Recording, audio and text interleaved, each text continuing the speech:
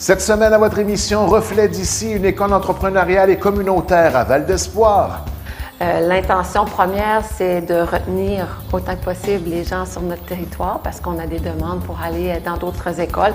Et ça, c'est le droit du parent là, de faire cette demande-là, puis on l'accepte évidemment. Mais on voulait proposer un projet qui puisse attirer aussi des nouvelles familles sur le territoire de Val d'Espoir. Belle activité de glissade à la Croix, organisée par le Club optimiste de Grande-Rivière. Puis nous autres, le club, on s'est engagé tant aussi longtemps qu'il y a eu des glissades à Grande-Rivière. Ça a été gratuit pour les enfants. Et la capsule divertissement avec Jocelyne Covier. Parce qu'on entend souvent parler des pyramides et de l'Égypte, mais c'est abordé sous un angle tellement fascinant, mystérieux. J'en suis ressortie bouche bée. Mesdames, Messieurs, bonsoir et bienvenue à votre émission Reflet d'ici.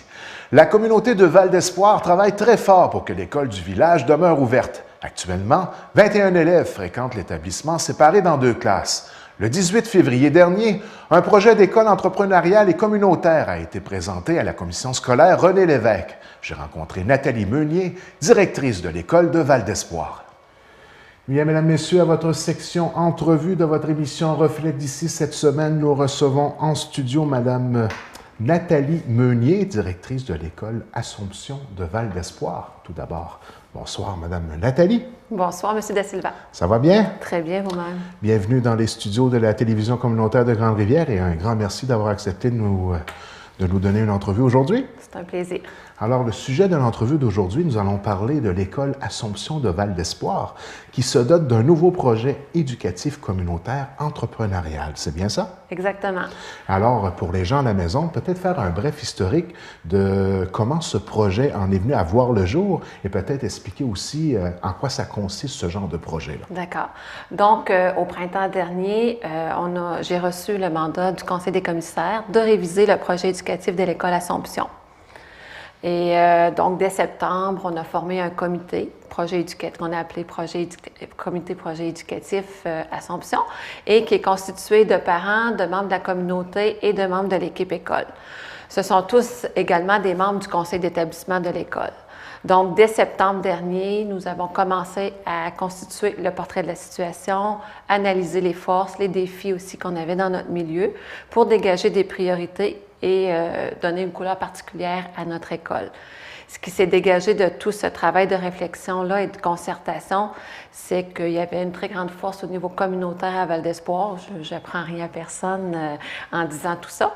Et on voulait la reconnaître dans notre école également.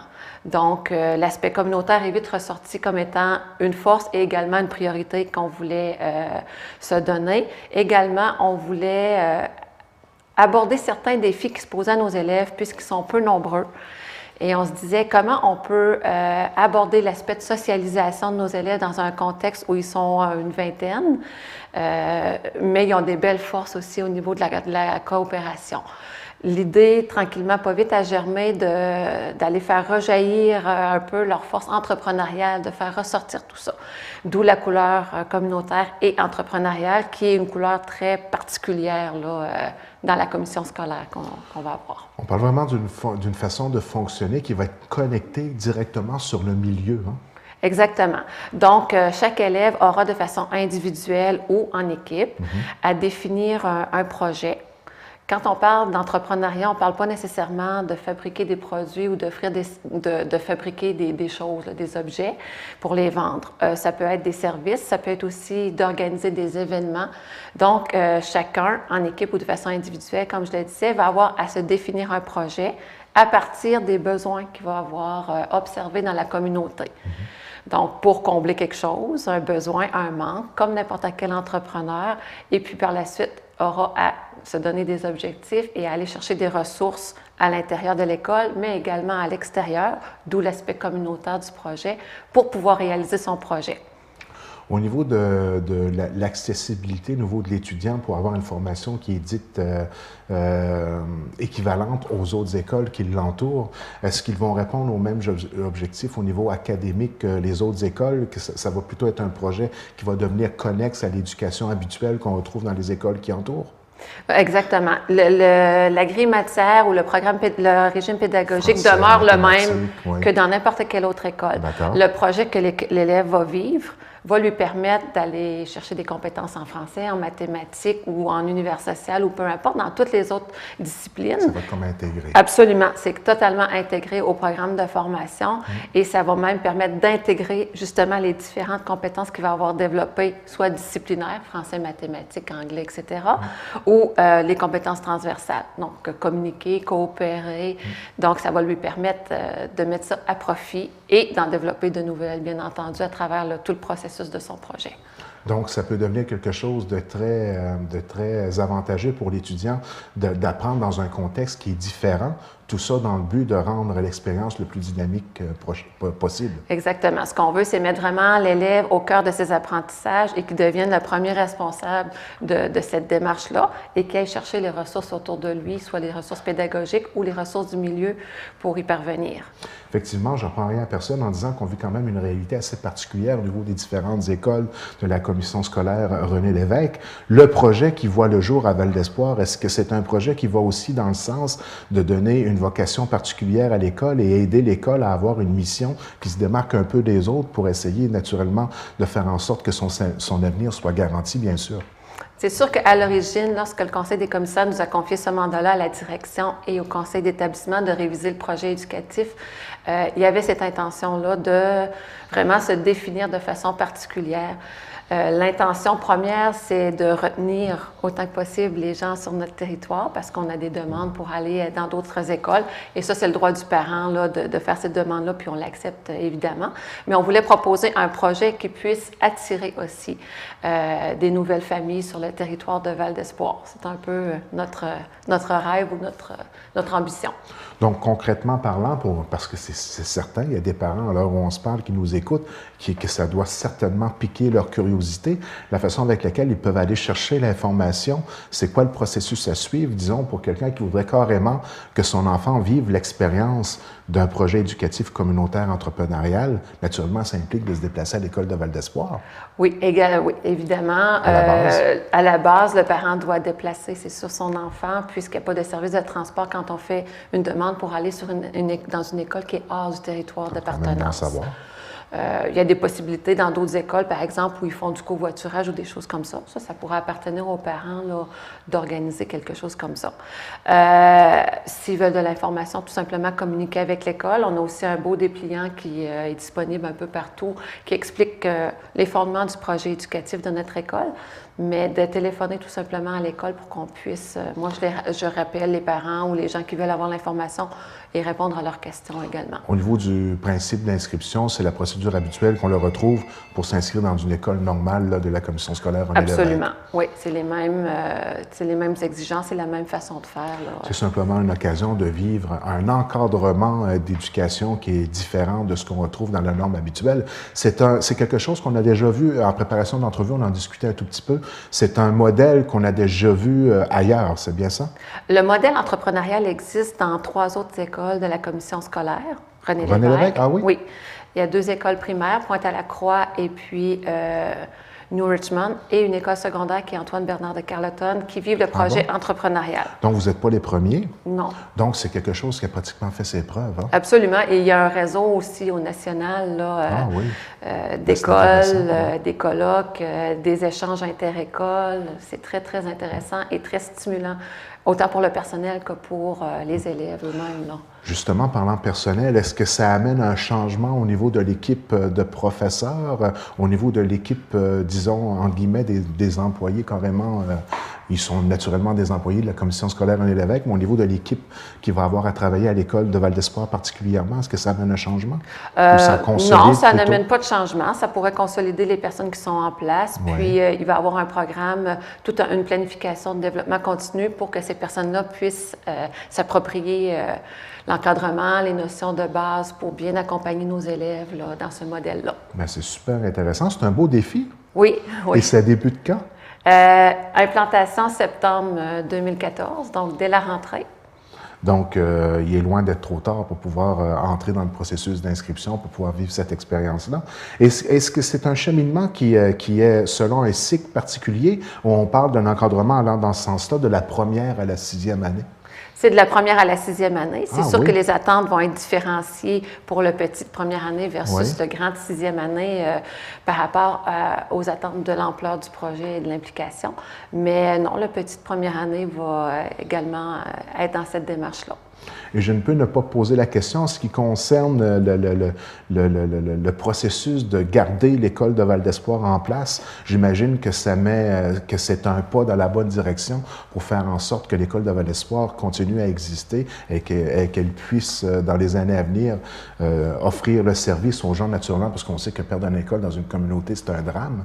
Donc, ça permet à l'école de Val d'Espoir de pouvoir se donner des atouts qui vont faire en sorte qu'elle va pouvoir continuer à demeurer avec sa vocation première qui est d'enseigner aux enfants de son territoire immédiat. Exactement. En tout cas, c'est la conviction que nous, on en a par rapport à ce projet-là. Bien, Madame Meunier, merci beaucoup de votre visite à l'émission Reflet d'ici. Puis le projet me semble tellement intéressant que je vais même oser aller faire un petit tour, peut-être après qu'il y aura peut-être la moitié de l'année de fait, faire un petit bilan, comment ça va, puis informer les gens là-dessus. Excellent. Vous serez toujours le bienvenu. C'est un grand merci encore une fois et au plaisir de se revoir. Merci beaucoup. Le 9 mars dernier, les jeunes de Grande-Rivière et des environs ont eu droit à une superbe de belle activité de glissade sur le terrain de la Croix, derrière la polyvalente de Grande-Rivière. Monsieur Christian Moreau nous résume l'historique de cette activité. Alors, une superbe de belle activité organisée par le Club Optimiste aujourd'hui derrière la polyvalente de Grande-Rivière, des glissades sur tube sur le fameux terrain de la Croix de Grande-Rivière. Alors, peut-être nous donner, Monsieur Moreau, un bref historique de comment cette activité-là a pu voir le jour. On en est à la 10e année cette année et puis, naturellement, ça prend un matériel particulier pour pouvoir réaliser la glissade en tant que telle. Et puis, au niveau des tubes, il y a quand même un historique derrière tout ça, là. Oui, Marco, c'est parce que 10 ans passés, le Club Optimiste, ça nous prenait à cœur. On avait à cœur de faire glisser les enfants, tout ça, puis de faire une activité. Ça fait qu'on est venu l'idée de... on a voyagé un petit peu, on a vu ça à l'extérieur, comment ça se passait, les tubes. Ça fait qu'on s'est dit, si on prenait les tubes, qu'on a checké pour les prix, c'était dispendieux. Donc, nous, le club, moi, surtout, j'ai mis en main de faire le tour des commerces. Puis on a fait commanditer les tubes par chaque commerce. Puis on a tout identifié, je ne sais pas si vous pouvez le voir, là. On a tout identifié, les commerces à leur nom. Puis que c'est ça. Dans le temps, ça a coûté 175 $. Puis nous autres, le club, on s'est engagé tant aussi longtemps qu'il y a eu des glissades à Grande-Rivière, ça a été gratuit pour les enfants. Puis que les tubes ont été fonctionnels. Aussitôt qu'il y a une réparation à faire, c'est le club qui s'engage à les réparer. Puis ça continue comme ça. Ça fait 10 ans que ça dure, puis les gens sont bien contents. Aujourd'hui, on devrait avoir pas loin d'un de 15 jeunes là, qui viennent du lycée. Donc, c'est un bel exemple de collaboration de l'ensemble des commerces de la région ainsi que des partenaires financiers. Et c'est grâce à cette collaboration-là qu'on en est rendu aujourd'hui à pouvoir pratiquer cette activité-là. C'est en plein ça, mon Marco. Puis aussi, on organise environ à peu près 3 ou 4 glissades avec le club. Mais les tubes sont disponibles à la polyvalente et au couvent. Chaque professeur ou l'activité qui ça lui tente de voir les tubes, on les prête, c'est gratuit. C'est à la semaine. Bien souvent, la semaine, il y a un professeur, 2 professeurs avec chaque classe qui viennent. Ils prennent les tubes et ils glissent. Puis là, c'est facile d'accès, c'est juste en arrière de la polyvalente. Il y a ça le terrain de la Croix, là, en arrière. Puis le terrain appartient toujours à l'église de Grande-Rivière. C'est la fabrique. Donc, non seulement c'est un partenariat avec l'église, dû au fait que c'est le terrain de l'église, c'est bien ça. Et puis, les tubes sont disponibles pour l'ensemble des jeunes de Grande-Rivière. C'est gratuit pour la polyvalente, même pour les enfants de garderie, la petite garderie. S'ils veulent venir, il n'y a pas de problème. C'est gratuit. Puis, nous autres, les jeunes, le Club Optimiste, c'est pour les jeunes. Et puis, pour permettre aux enfants de pouvoir atteindre le dessus de la côte, comme on dit, il y a une belle collaboration aussi avec le Club de motoneige, je crois. Oui, c'est ça. Ça fait que nous autres, on nous charge les frais pour les choses, puis c'est normal. On paye les choses pour faire un monte-pente. On est fait faire une grosse traîne, là. Puis, il embarque 24 jeunes, vous allez pouvoir le voir tantôt, là, mais qui descendent. Ils font la montée avec ça. On n'a pas de montée mécanique. Puis, c'est le doseur qui vient monter nos jeunes, puis ils descendent, puis ils repoignent l'autre gang. Ça va au fil à mesure, là, comme ça. Puis on sert aussi, à chaque fois qu'on organise une glissade, on sert des hot dogs puis des jeux gratuits. Puis c'est fourni par IGA. Donc le propriétaire, c'est M. Gaétan Battrape. Un gros merci à Gaétan qui nous fournit ça. Donc une belle activité à Grande-Rivière. Merci aussi au Club de motoneige qui nous prête le doseur à chaque fois. Ils viennent préparer nos pistes la semaine. Puis après ça, la journée même, ils viennent passer la journée avec nous autres. Puis ça fait une belle activité. Est-ce qu'il y a d'autres activités à venir de glissade? Est-ce que c'est la dernière de l'année ou il y en a un autre en perspective? Oui, autant qu'on est rendu dans l'année, on est rendu au mois de mars, probablement que ça va être la dernière. Là. Mais les tubes sont toujours là pour les enfants à la semaine à l'école qui veulent glisser. utile comme ça. Ouais. Ben, félicitations à toute l'équipe du Club Optimiste et à l'ensemble des partenaires. Une belle activité à Grande-Rivière. Oui, merci bien. Merci bien. Puis à chaque fois qu'on a une glissade, ça nous fait plaisir de recevoir tout le monde. Tout le monde qui veut venir, ils n'ont pas de problème, ils sont bienvenus. Merci bien. Merci.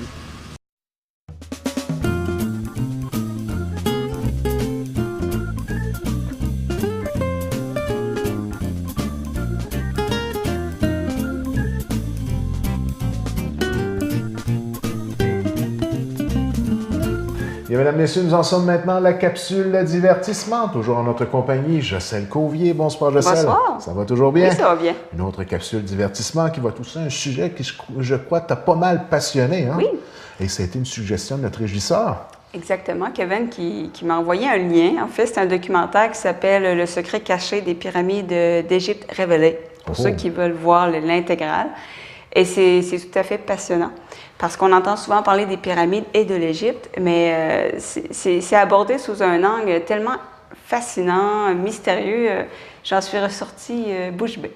Et puis, est-ce qu'on peut dire que c'est scientifique? Ça relate des faits? C'est une structure qui est objective et... Exactement. Donc, c'est pas... ce que j'ai aimé du documentaire, justement, c'est que ça s'appuie sur des faits. On explique pourquoi. Avec des images, tout ça. Donc, c'est pas trop... Ça va pas trop dans l'ésotérique. C'est quand même assez scientifique. Donc, on demeure les pieds sur terre. Voilà. Tout près de l'Égypte. Voilà. Donc, on va parler, en fait, de la grande pyramide d'Égypte, qu'on appelle aussi la pyramide de Khéops et de Khufu. Donc, ce que vous voyez, c'est le complexe de pyramides de Gizeh. Donc, en premier plan, les pyramides des Trois Reines. Après ça, c'est la pyramide de Mykérinos, la pyramide qu'on voit un peu de revêtement au-dessus, si on veut. C'est la pyramide de Khéphren. Et en arrière-plan, c'est la grande pyramide de Khéops, celle qui nous intéresse le plus. Donc, ça a été construit il y a environ 47 siècles. Si on met ça en perspective, c'était à une époque, on sortait de la préhistoire et l'humanité se promenait avec des peaux d'animaux. Et on arrivait à construire quelque chose comme ça. C'est important de le mettre dans le contexte. C'est 2 millions de blocs et un poids total environ de 6 200 000 tonnes. Une hauteur d'un immeuble de 42 étages. Et c'est une construction qui s'est faite sur 20 ans. Donc, juste la durée de construction, c'est assez fascinant qu'on puisse mettre... quelque chose comme ça, là. Puis on doit le dire, ce sont des structures qui ont fait beaucoup couler d'encre. Hein? Beaucoup couler d'encre, et c'est la seule merveille du monde qu'on peut encore observer, qui est toujours debout. Donc, c'est assez impressionnant. Une structure assez solide, merci. Voilà. Et donc, on va y aller un peu de comparaison. Ça va vous donner une idée de pourquoi c'est impressionnant que ça a été construit en 20 ans. Donc, plus de 2 millions de blocs, sans grues, sans camions, sans les techniques modernes. Ça a pris 20 ans. Et là, ce que vous allez voir, l'image, c'est Abou Simbel, qui est en fait un temple qu'on a dû changer d'endroit, si on veut, parce qu'il y avait des menaces d'inondation. Il y a 22 pays qui se sont mis ensemble dans les années 60 pour le changer de place. Et il y avait seulement 2200 blocs. Et ça a pris quand même 5 ans. Avec des grues, avec des camions, avec les techniques modernes. Et les blocs pesaient au maximum 30 tonnes. Alors que la Grande Pyramide, on ne parle pas de 2200 blocs, là, on parle de plus de 2 millions. C'est que ça donne une idée là, avec les techniques modernes. Là. Et comme autre comparaison aussi, on parlait d'une carrière en France, une carrière d'argile qu'on essaie de remplir depuis 12 ans. Puis le volume, en fait, c'est à peu près le volume un petit peu moins que la Grande Pyramide d'Égypte. Et ça fait 12 ans qu'on fait juste envoyer de la roche. Là, on s'entend qu'on ne taille pas la roche, on ne met pas de la construction, on fait juste la garrocher dans le trou. Là. Puis ça a pris 2 ans. 12 ans pour remplir le fameux trou. Là. Donc, puis dernière comparaison, c'est la pyramide au Mexique de Teotihuacan. C'est moins haut de la Grande Pyramide, à peu près de moitié. Et ça a pris 150 ans à construire. Alors que pour la Grande Pyramide, on parle de 20 ans. Donc, juste là c'est assez impressionnant là, de voir que les Égyptiens ont pu construire ça là, en si peu de temps. Donc, le documentaire, ce qui parle, c'est des prouesses par rapport aux pyramides. Et la première prouesse, c'est qu'avant de construire la Grande Pyramide, on a rasé complètement une colline de calcaire. Donc, c'est assez impressionnant. Puis, ce qu'on a fait, c'est qu'on a construit des espèces de dallages, comme une espèce de pavé. On prenait des gros blocs qu'on sculptait pour faire une espèce de pavé. On en voit un petit peu là. Puis ça, c'est quand même assez impressionnant. C'est sur 60 000 mètres carrés. Donc, on en voit, c'est sûr qu'il y en a un petit peu qui a disparu, mais c'est l'équivalent là, de 6 terrains de football. Là. Hey. Puis chaque bloc, là, ça avait à peu près le poids, si on veut, là, d'une voiture. Chaque bloc du pavage. Puis on a fait un pavage comme ça sur 60 000 mètres carrés, là, c'est quand même assez impressionnant. C'est qu'on a commencé par faire une espèce de pavage comme ça. Comme autre prouesse technique, c'est qu'on a pris des dalles de granit pour mettre dans la chambre des rois, qu'on va voir à l'instant. Donc, on a transporté sur 900 km 130 dalles de granit. Puis chaque dalle faisait entre 12 et 70 tonnes chacune. On les a hissées à 70 mètres au-dessus du sol. Là, j'ai bien entendu 900 km. Sur 900 km. Pourquoi Donc, on s'entend-tu que c'est d'ici Montréal à peu près? Là? Exactement. Même aujourd'hui, ça serait difficile à réaliser, disons, avec les moyens qu'on a. Comment on sait ça? C'est que dans la chambre du roi, c'est du granit rose. Ça dépend de l'analyse. On a analysé. Puis il y a seulement un endroit dans les environs qui a ce granit-là. Puis c'est la carrière d'Aswan qu'on appelle, et c'est à 900 km. Et la chambre haute, là, la chambre du roi, c'est quand même assez élevé. Là. Comme je disais, c'est 70 mètres au-dessus du sol. Fait que tu as des blocs là, de 12 à 70 tonnes que tu lèves. On ne sait pas comment ils sont arrivés à faire quelque chose comme ça. Là. Des génies d'ingénierie. C'est incroyable. On a des hypothèses, mais... Bien, on aimerait faire des hypothèses, mais en fait, on ne sait même pas comment ils sont arrivés à faire quelque chose comme ça. Tellement c'est incroyable. Parce qu'on n'arriverait même pas à le faire aujourd'hui, avec nos moyens. Donc, c'est assez impressionnant. Bon. Comme autre prouesse dans la Grande Pyramide, bon, vous allez voir comment c'est fait. Ce que vous voyez en haut, il y a une espèce de petit toit. Ça, c'est la chambre haute, la chambre du roi. Après ça, vous avez la chambre médiane en dessous et la chambre basse. C'est séparé comme ça. Et vous allez voir sur l'autre image, vous voyez un peu là, comment c'est structuré. La structure, oui. La structure. C'est hyper intéressant, ça. Donc, les couloirs, c'est ce qu'il faut savoir, c'est que les couloirs, c'est assez petit. C'est des couloirs d'1 mètre de large. C'est long sur des centaines de mètres, mais c'est assez petit. Ce qu'on voit à l'instant, c'est la chambre du roi qui a 5 toits. Fait que ça, c'est assez impressionnant. Il y a plusieurs hypothèses. On pense qu'il y avait 5 toits pour prévoir en cas de séisme, pour éviter que tout s'effondre. Donc, on a fait 5 toits. Mais juste là, on s'est vraiment compliqué la vie, là, parce que, encore une fois, c'est des dalles qu'il fallait passer à travers des petits couloirs de 1 mètre. Ben oui. Donc, c'est assez impressionnant. C'est assez impressionnant comme travail. Donc, ce qu'il faut savoir aussi, c'est qu'on travaillait la pierre avec une précision, parce que tout au long de la construction de ces couloirs-là, il faut toujours maintenir un certain angle. Et vous voyez un exemple de couloir. Et il faut travailler dans des conditions comme ça. Bon, 1 mètre, c'est à peu près la moitié d'un être humain là, en hauteur. Donc, il faut que tu transportes toutes les choses dans un petit couloir comme ça, tous les matériaux, et que tu continues toujours à faire ton couloir dans un angle parfait. Parce que les couloirs sont dans un angle parfait, parfaitement droit, parfaitement rectiligne. Aujourd'hui, on arrive... que le bloc fasse le chemin, dans le fond. C'est ça. Donc, aujourd'hui, on arrive à faire des choses comme ça, mais avec des outils très précis. Mais à l'époque, on ne sait pas comment y arriver à faire quelque chose d'aussi précis. Donc, c'est assez impressionnant. Comme autre prouesse qu'on a découvert, c'est, bon, comme je disais, c'est plus de 2 millions de blocs qu'on a pris. C'est toutes des formes et des tailles différentes. Et évidemment, c'est beaucoup plus difficile d'assembler une pyramide avec des blocs totalement différents. Parce que sinon, ben, ça s'imbrique assez facilement. Il n'y a aucun ciment. Puis, au niveau de plusieurs blocs, on ne pourrait pas mettre une lame de rasoir tellement que c'est bien ajusté. Ah oui? Oui, il n'y a aucun ciment. Puis, souvent, les motifs aussi, c'est fait en miroir. C'est pas juste garrocher les blocs pour dire qu'on les garroche. On a découvert que souvent, il y avait des motifs. On voulait faire, par exemple, un petit, un gros, puis c'était répété de l'autre côté de la pyramide. C'est ça qu'on appelle une structure en miroir. Donc, c'était extrêmement difficile à faire parce que les blocs, c'est dur à travailler. Hein. C'est aussi dur que de l'acier trempé à travailler là, comme un matériau.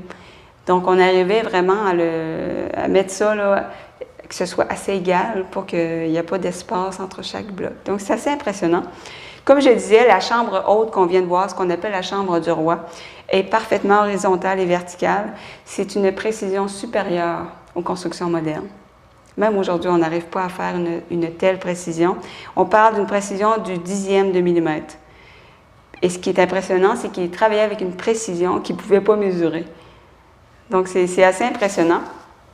Et pourquoi on faisait ça? Ce qu'on voit à l'écran, c'est une image qui montre à quel point les proportions de la pyramide sont parfaites. Je ne vais pas rentrer dans les détails des formules mathématiques parce que c'est assez compliqué, mais si vous regardez le documentaire, il vous explique que dans la pyramide, on trouve pi, 3,1416, on trouve le nombre d'or, on explique c'est quoi le nombre d'or, on trouve la vitesse de la lumière dans les proportions de la pyramide, on trouve la vitesse de rotation de la Terre, on trouve plein de données scientifiques, des constantes scientifiques dans les calculs de la proportion. En d'autres termes, les proportions de la pyramide sont parfaites. À une époque où on ne savait pas c'était quoi ni la vitesse de la lumière, on ne savait même pas c'était quoi pi, 3,1416, à une époque, on ne savait même pas c'était quoi le mètre, parce que le mètre a été établi beaucoup plus tard, des années plus tard, mais ça a été fait selon des structures modernes et des proportions modernes. Donc, si vous aimez un petit peu les mathématiques, vous allez vraiment aimer ça dans le documentaire, cette portion-là. Mais je ne vais pas rentrer dans les détails, mais... Commence à comprendre un peu la référence à des extraterrestres, hein? Bien, petit à petit, là, on finit par chercher des hypothèses. Puis tantôt, je parlais du fait que c'est assemblé de façon hétérogène, des petits blocs, des gros blocs. Pourquoi? S'il y avait un tremblement de terre, un séisme, c'est beaucoup plus solide. Parce que si vous avez des blocs tous de la même taille, si on veut, à un moment donné, il va y avoir des espèces de lignes de fracture. Donc, c'est plus facile de s'effondrer. Fait qu'on savait ça. Même si on n'avait aucune notion des tremblements de terre, on savait ça. Puis, ce qui est important de noter, c'est qu'il y a eu 3 tremblements de terre au moins assez importants en Égypte, dont un au 13e siècle qui a complètement rasé la ville du Caire. Puis, les pyramides n'ont pas eu de dommages. Donc, on construisait des choses qui étaient assez solides. Celui qui l'a construit voulait qu'elle reste là longtemps. Et c'est très efficace. C'est très efficace. On disait même que si, je ne sais pas moi, l'humanité disparaissait, probablement la seule chose qui resterait dans des milliers d'années, c'est les pyramides. Ça prendrait ce gain-là hein, sur l'appel d'offres du nouveau pont Champlain. Je pense que oui. On aurait besoin d'aide un petit peu. Oui, pas mal. Puis ensuite, comme autre prouesse qu'on expliquait dans le documentaire, c'est que les pyramides sont alignées sur les 4 points cardinaux. Ça, c'est vraiment spécial, non? Oui, ils sont alignés sur les 4 points cardinaux. C'est décalé du nord de seulement 5 degrés. Donc, pour vous donner une idée, là, cette précision-là, on vient juste de l'atteindre. Ah oui. Parce que même 4500 ans plus tard que les pyramides, au 17e siècle, les constructions qu'on faisait, les cathédrales, c'était 5 fois moins précis que les pyramides. Puis là, on parle de 4500 ans plus tard, avec des moyens plus modernes et Donc, c'est assez impressionnant. Donc, la précision des pyramides au niveau de l'alignement avec les points cardinaux, on vient juste de l'atteindre. Ouais. C'est assez impressionnant. Tout le long que tu écoutes ça, tu cherches des explications et une réponse, ça, mais c'est assez impressionnant. Ensuite, comme autre prouesse technique, on a découvert qu'en fait, la grande pyramide avait 8 faces et non 4.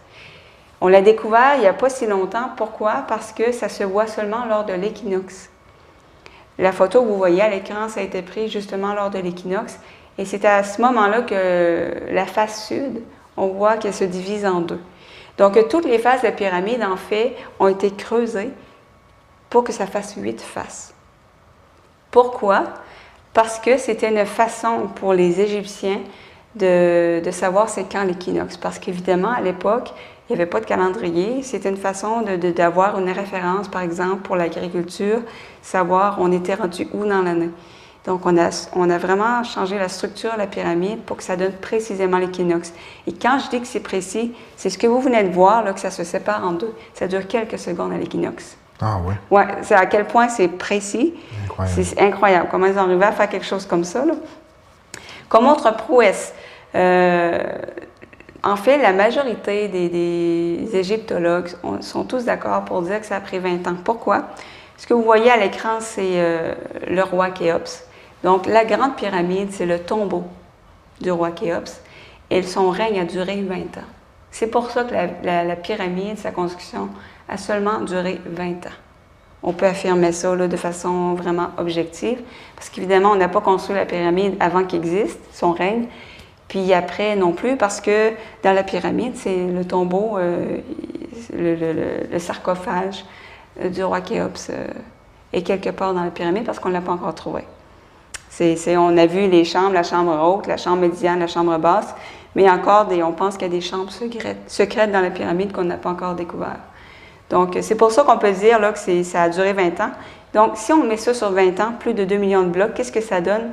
C'est un bloc extrait, taillé, hissé et ajusté toutes les 2 minutes 30. Ça n'a pas de sens. On parle de blocs là, de taille de voiture. Là, on parle de blocs immenses. Donc, c'est incroyable là, d'imaginer quelque chose comme ça. Là. Puis là, on considère qu'ils travaillent 365 jours par année. Donc, c'est vraiment impressionnant.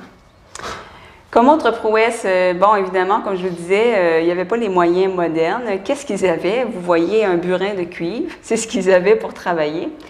Et vous allez voir une pierre, c'était leurs outils. Et un peu de corde. C'est avec ça qu'ils ont fait tout ce que vous avez vu. Donc, c'est assez impressionnant parce qu'ils ne connaissaient pas la roue, ils ne connaissaient pas le fer, ils ne connaissaient pas l'acier. Donc, il y avait des moyens assez rudimentaires. Et ils ne faisaient pas seulement des pyramides. Les Égyptiens, là, ils étaient maîtres dans l'art de faire des poteries, de faire des vases. Ce que vous voyez, là, c'est un vase en pierre, la diorite. Puis c'est une pierre extrêmement dure. Là. C'est extrêmement dur à travailler, même avec les techniques d'aujourd'hui, même avec les outils d'aujourd'hui. On a trouvé 40 000 objets comme ça près d'une pyramide. Ils étaient tous parfaits. C'était vraiment fait dans une perfection. Et on n'arrive pas à comprendre comment l'homme est sorti de l'âge de pierre avec des pierres à feu, des outils en silex, pour en arriver à faire des œuvres d'art. Il y a comme un décalage entre les deux qu'on ne comprend pas. Comme s'ils avaient eu accès à une technique, à un savoir qu'on ignore. C'est ça qui est assez impressionnant. Je vais vous montrer d'autres techniques des Égyptiens assez impressionnant. Ça, c'est les colosses de Mémon. Ça pèse 1300 tonnes. Vous voyez avec les gens à côté, là. Ça a été transporté et levé. Donc, c'est assez impressionnant. Comment ils ont fait, on ne sait pas. Mais c'est vraiment, ça a été fait dans une pierre qui a été transportée et levée. C'est tout à fait incroyable. Je vais vous montrer une autre chose aussi, ce qu'on appelle l'obélisque inachevé. C'est dans la carrière de granit d'Aswan. Donc, c'est la fameuse carrière où on a pris le granit pour monter dans la chambre des rois. Ça fait 42 mètres, 1300 tonnes.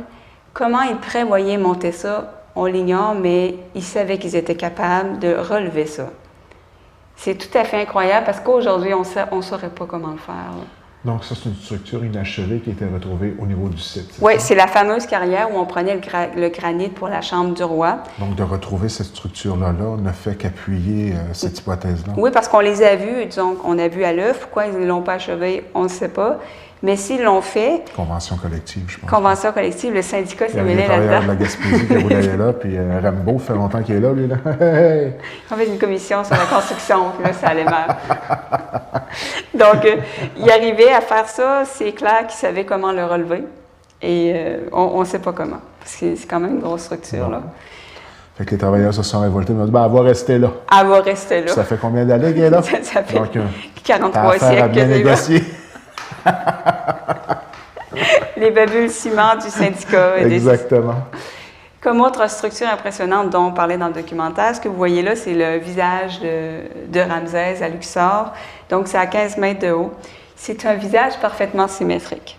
Donc, si vous voyez avec les lignes, là, on ne sait pas comment il faisait ça. Pas croyable. Parce qu'aujourd'hui, pour faire un visage parfaitement symétrique, on a des outils extrêmement spécialisés et on a des machines. Parce que la main de l'homme n'est pas assez précise pour faire une symétrie parfaite, normalement. Donc, comment ils ont arrivé à faire ça, on ne sait pas. On a même superposé le côté droit avec le côté gauche et ça s'imbrique parfaitement. Donc, c'est encore une fois, j'aimerais bien donner des réponses, mais on ne sait pas comment ils arrivent à faire des choses comme ça. On n'arriverait pas à faire aujourd'hui ce qu'ils font, toutes les choses que je vous ai montrées. Là, tu commences à me donner le goût d'écouter ça. Oui, non, vous allez voir. Là. Ça, ou peut-être même les deux. Je ne fais que résumer, mais dans le documentaire, c'est beaucoup mieux expliqué. Là, mais une petite musique d'ambiance. Avec tout, c'est bien fait, c'est bien fait. Et aussi, ce qu'on a découvert, c'est que, le complexe de Gizeh, vous voyez le sphinx en avant-plan. C'est immense. Ça doit quelque chose à aller visiter. Oui, c'est immense. En arrière, la pyramide de Khéphren. Donc, comme je disais, là, c'est un complexe avec 6 pyramides, avec le sphinx. Et on a découvert que c'était une horloge astronomique, que c'était aligné de façon à ce que, à chaque 26 000 ans, c'est aligné avec le nez du sphinx. C'est incroyable. Ils avaient des connaissances astronomiques incroyables. On le voit un petit peu là, en arrière-plan. À vue de nez. À vue le nez. Donc, le sphinx, son nez disparaît aujourd'hui. Mais vous voyez un petit peu là, en haut, c'est le principe d'une horloge. C'est quand Obélix a monté dessus, là, je me rappelle. Oui, c'est ça. Mais ce que vous voyez aussi, c'est les couleurs originales du sphinx, parce qu'on le voit toujours en pierre de calcaire. Là. Et là, ça, c'est les couleurs originales. Pourquoi le visage est bien conservé et le reste du corps est mal conservé? C'est parce que c'est pas le même type de calcaire. Le calcaire du visage est beaucoup plus dur. Donc, à l'origine, ça aurait eu cette couleur-là? Oui, il était teinté de cette façon-là. Ça devait être de toute beauté. Et il y avait un nez et il y avait une barbichette. Ah. La barbichette, on l'a ramassée à terre. Il y a une partie à Londres. OK. Oui, c'est ça. À Londres? À Londres, au musée de Londres, oui, il y a une partie de la barbe. De la barbichette? Oui. Donc, vous voyez, il y a une barbichette, là. Donc, ça a tombé. Le nez a tombé aussi. On ignore pourquoi. Est-ce que vous voyez après aussi, c'est les pyramides. Donc, la couleur était différente. Les pyramides aussi, parce que les pyramides, telles qu'on les voit, c'était sous le revêtement.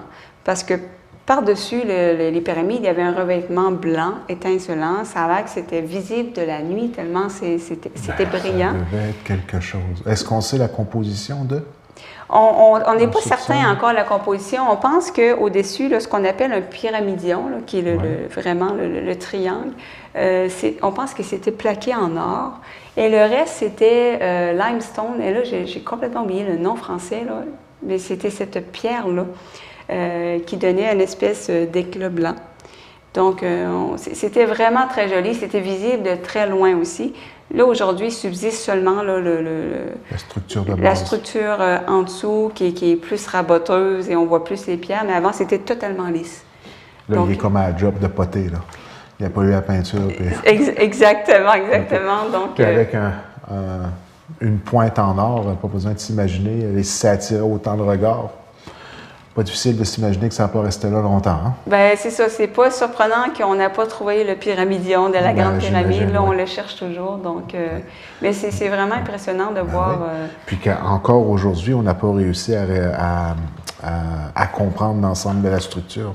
Non, parce que, comme je le disais, on n'a pas à avoir les moyens techniques. Dans le documentaire, on parle avec des architectes, des ingénieurs qui nous expliquent que j'essaierai aujourd'hui de faire ça, puis je serais bien embêtée.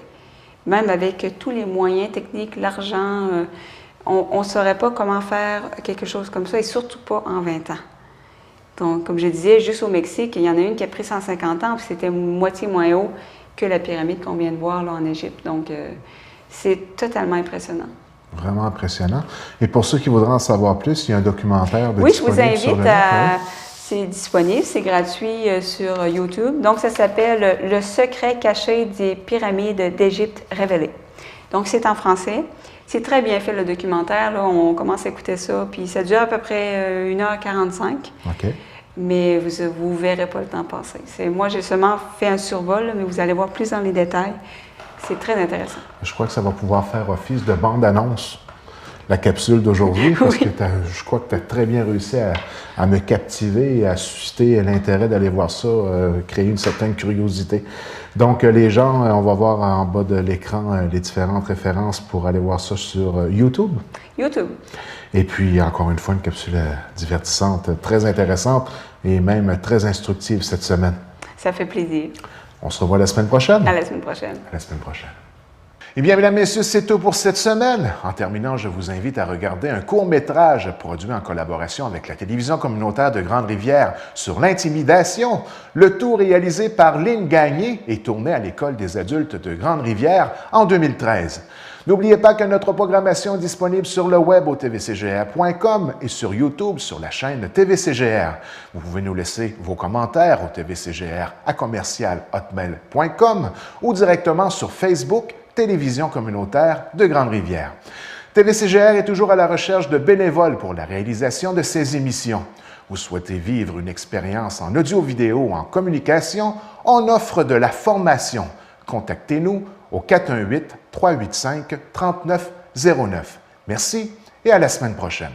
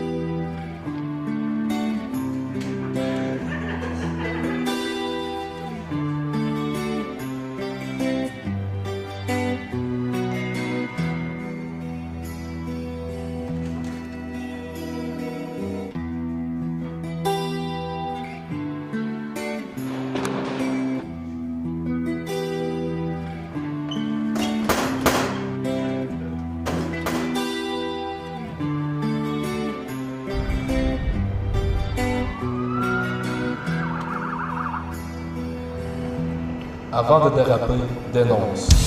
So close, no matter how far. Couldn't be much more from the heart. Forever trusting who you are.